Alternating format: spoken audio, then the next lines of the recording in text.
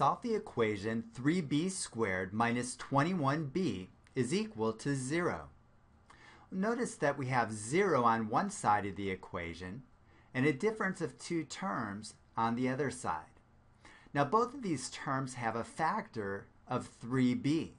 So one strategy is to rewrite the left-hand side as a product so that we can apply the zero product property.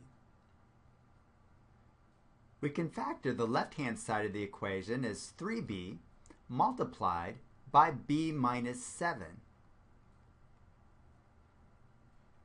So we end up with 3b times b minus 7 is equal to 0. 3b is our first factor, and b minus 7 is our second factor. Now when we have a product of factors that is equal to 0, it must be the case that either the first factor is 0 or the second factor is 0. So we have 3b is equal to 0, or b minus 7 is equal to 0.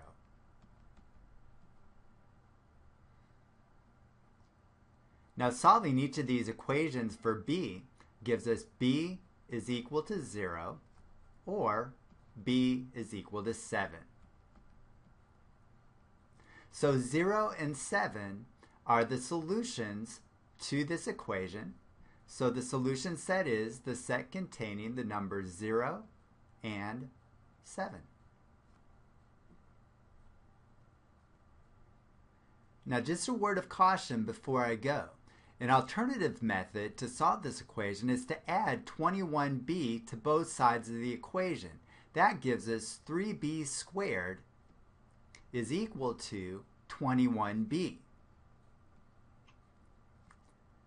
Next, we divide both sides by 3b.